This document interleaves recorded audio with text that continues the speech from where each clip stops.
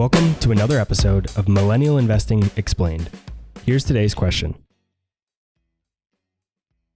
It seems the popularity of entrepreneurship is growing rapidly lately, and because of that, I think there are various definitions of what it actually means. To you, what does it mean to be an entrepreneur, and what does it not mean?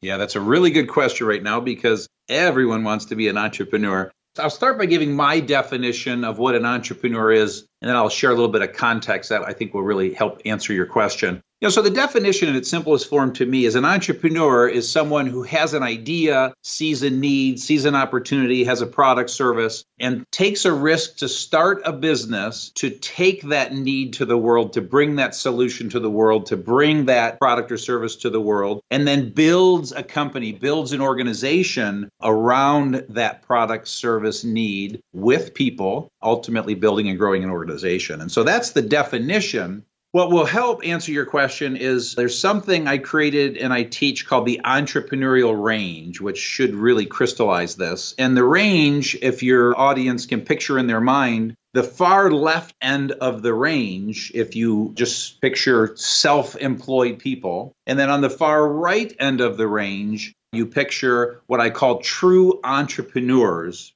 The answer to your question to me is a true entrepreneur is on the right side of that range. These are people that possess 6 very specific traits, which we'll talk about in just a little bit here. And these are the greatest visionary entrepreneurs of all time, be that Henry Ford or Walt Disney or Oprah or Sarah Blakely or Elon Musk. And so it's the people on the right half of the spectrum are the true entrepreneurs in my mind. The left end of the spectrum are people that are self-employed, and there's no disrespect. In other words, these are also people, they've taken risks, they're putting themselves out there, but these are people that are, again, self-employed. They're one-person shows, they're solo entrepreneurs, they might be freelancers, they might be a consultant, it might be somebody that bought one franchise location. And so someone on that left side of the spectrum, I really don't consider to be an entrepreneur, but again, highly respect them, and they've, obviously taken their own leap, but I consider those to be self-employed people. And so hopefully that indirectly kind of answers the question as to